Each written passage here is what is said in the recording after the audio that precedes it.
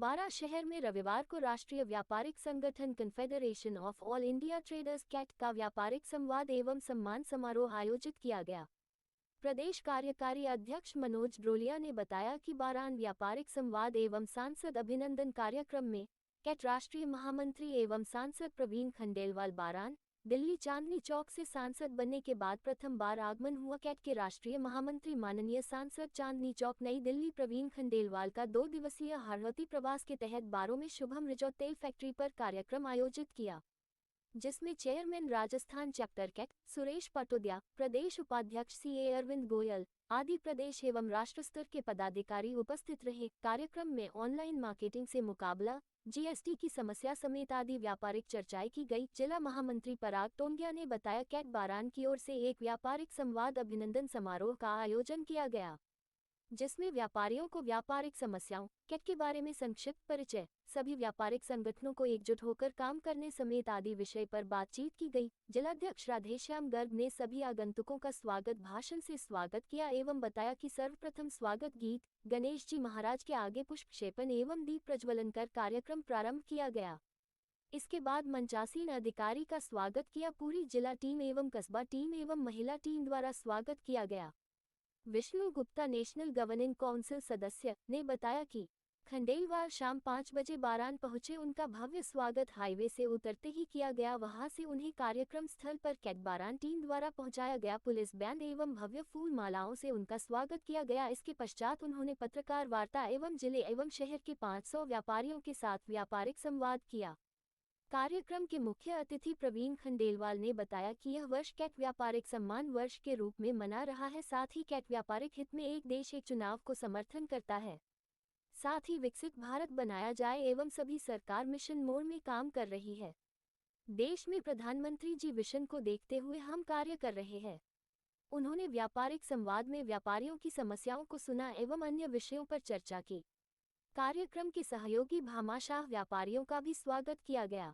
कार्यक्रम में राष्ट्रीय पदाधिकारी अशोक माहेश्वरी, अनिल मुंद्रा, हेमंत प्रभाकर, कैलाश लखानी, अशोक भारद्वाज, राजीव मालिक, स्मिता ओझा, श्रीमती वेणुगोपाल, विधायक राधेश्याम बैरवा, सुमन रोलिया प्रभारी कोटा उदयपुर संभाग महिला प्रभारी, मनोज मारू कोटा संभाग प्रभारी कैट, हितेश सोनी नगर महामंत्री कैट, सुरेश गोयल नगर अध्यक्ष कैट, राकेश जैन प्रदेश संभाग सचिव कैट, राकेश सेठी, मनोज बाठला, रमेश गेरा जिला कोषाध्यक्ष, धीरज मित्तल प्रवक्ता, ब्रिजमोहन मेहता, धीरज हल्दिया, विष्णु साबू, हरिओम अग्रवाल, जिग्निशा पतेरा सचिव महिला विंग, चंदा ठाकुरिया, चारू गुप्ता, ललिता टोंगिया, अनिता सेठी, मंजू गोयल, रजनी मित्तल, सुनीला अग्रवाल, लवली खंडेलवाल, त्रिलोक सोनी, राकेश सेठी, माजिद सलीम, आशीष गालव, प्रदीप मारू, सुरेंद्र गुप्ता, भीम चौधरी, महेश नागर, महेंद्र गोयल, हरिमोहन गोयल, ऋषि विजय, गुणवंत पटौदी, दिनेश गर्ग, अंबिका शर्मा,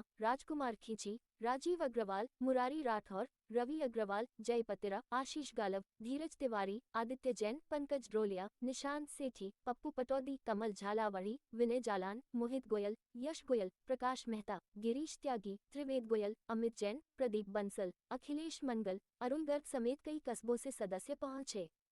2014 में जिस समय माननीय प्रधानमंत्री श्री नरेंद्र मोदी जी ने देश की बागडोर संभाली थी, तब से लेकर के अब तक देश में इंफ्रास्ट्रक्चर का डेवलपमेंट कैसे हो, भारत विश्व की तीसरी अर्थव्यवस्था कैसे बने और भारत को विश्व गुरु का दर्जा कैसे प्राप्त हो, उस मिशन में माननीय प्रधानमंत्री जी लगे हैं। और उसी की श्रृंखला में उन्होंने आह्वान किया कि 2047 तक विकसित भारत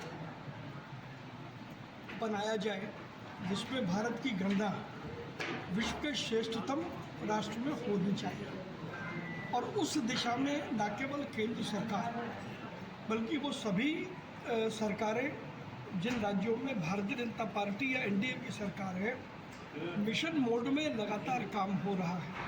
अभी मैं कोटा से मैं अंता आया हूँ और यहाँ 12 आया हूँ। मैंने 12 आकर के देखा, मैं पहले भी आया था, सड़कों का डेवलपमेंट नहीं था, आने में समय लगता था। तो ये छोटा सा डेवलपमेंट बताता है कि देश में कितना बड़ा काम हो रहा है। फिर चाहे वो सड़क का निर्माण हो, पुलों का निर्माण हो, या शिपिंग लाइन हो, या हमारा एयर सरफेस हो। और या फिर हमारे देश की सुरक्षा का मामला हो। इन सब विषयों पर माननीय प्रधानमंत्री मोदी जी का विजन और चिंतन के अनुरूप हम सब मिलकर के काम कर रहे हैं और 2047 का जो उन्होंने लक्ष्य रखा है विकसित भारत का, निश्चित रूप से उससे पूर्व ही भारत पूर्ण रूप से विकसित होगा, भारत विश्व की तीसरी अर्थव्यवस्था होगा और भारत फिर एक बार विश्व गुरु बनेगा। सर, अमेरिका ने अभी टैरिफ बढ़ाया, किस तरह फिर वापस लेना पड़ा, किस तरह देखते हैं आप व्यापार को, क्योंकि भारतीय बाजार देखिए सीधे तौर पर एक टैरिफ वॉर छिड़ी है अमेरिका और चाइना के बीच में और मुझे ऐसा लगता है व्यक्तिगत रूप से पहली दृष्टि में इसको देखें तो ये भारत के व्यापार और उद्योग के लिए अवसर भी है और चुनौती भी है।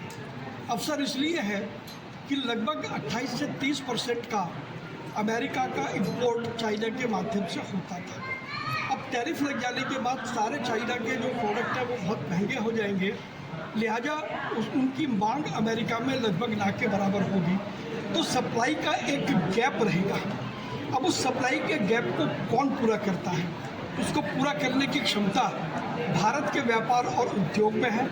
प्रधानमंत्री नरेंद्र मोदी जी की अनेक योजनाएं हैं जिनके जरिए उन योजनाओं का लाभ लेकर के भारत का मैन्युफैक्चरिंग सेक्टर जो नॉन कॉर्पोरेट सेक्टर में है वो अपनी प्रोडक्शन कैपेसिटी को बढ़ा सकता है और हम अमेरिका के बाज़ार में भारतीय उत्पादों के लिए एक बड़ा बाज़ार तैयार कर सकते हैं। मुझे लगता है कि भारत के व्यापार और उद्योग के लोग इतने सक्षम हैं और निश्चित रूप से वो इस चुनौती को मोदी जी के नेतृत्व में एक अवसर में बदलेंगे। ऑनलाइन वन इलेक्शन की बात कर रहे थे, किस तरह वन नेशन वन इलेक्शन एक यथार्थ है। Confederation of All India traders ने ये निर्णय लिया है कि हम देश में सभी स्थानों पर, सभी राज्यों में, तहसील स्तर तक, जिला स्तर तक हम न केवल व्यापारी संगठनों के जरिए बल्कि सिविल सोसाइटी जिसमें डॉक्टर भी हैं, प्रोफेशनल्स भी हैं, सीए भी होंगे, चार्टर्ड अकाउंटेंट भी होंगे, सामाजिक संगठन भी होंगे, सबको लेकर के हम एक राष्ट्रीय बहस 25 अप्रैल को भुवनेश्वर से शुरू करने जा रहे हैं। भुवनेश्वर में हमारी कैट की नेशनल गवर्निंग काउंसिल की मीटिंग है। वहाँ पर वन नेशन वन इलेक्शन को लेकर के हम पूरे देश में एक बड़ा अभियान छेड़ रहे हैं। हमारा मानना है कि बार बार चुनाव होने से सबसे ज़्यादा प्रभाव अर्थव्यवस्था होती है, व्यापार होता है, अस्थिरता आती है, सरकार की नीतियों में भी अस्थिरता आती है। देश के बड़े हित में ज़रूरी है कि सारे चुनाव एक साथ होने चाहिए।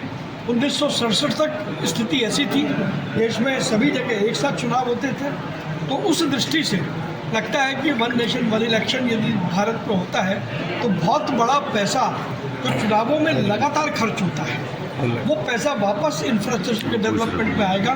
तो उस नाते से कैट पूरे देश में इसको लेकर के अभियान चला रहा है। ऑनलाइन कारोबार बढ़ता जा रहा है, छोटे व्यापारियों को नुकसान हो रहा है, इसके लिए आप क्या प्रयास कर रहे हैं? वो निश्चित रूप से एक चिंता है और हमने खासतौर पर आज ही हमने ये कहा है कि क्विक कॉमर्स जिसके जरिए 10 मिनट की डिलीवरी का दावा किया जाता है। सवाल उठता है क्या हिंदुस्तान को 10 मिनट की डिलीवरी चाहिए? आज हमारे हर गली मोहल्ले में, कोने में हमारी किराना की दुकानें जो आम आदमी की ज़रूरत को पूरा करती हैं, उसके लिए हमें इन कंपनियों की कोई ज़रूरत नहीं है। दूसरा, अगर इसका चेहरा देखें तो जो लोग इन कंपनियों में काम कर रहे हैं, आप कल्पना करें 10 मिनट में ऑर्डर भी लेंगे, सामान भी ढूंढेंगे, पैक भी करेंगे और डिलीवरी भी करेंगे। कितना अमानवीय और क्रूर चेहरा है। इसको लेकर के confederation of All India traders 22 अप्रैल को दिल्ली में एक राष्ट्रीय सम्मेलन आयोजित कर रहा है जिसका शीर्षक हमने रखा है क्विक कॉमर्स का क्रूर चेहरा। और पूरे देश में हम इसका व्यापक विरोध करेंगे।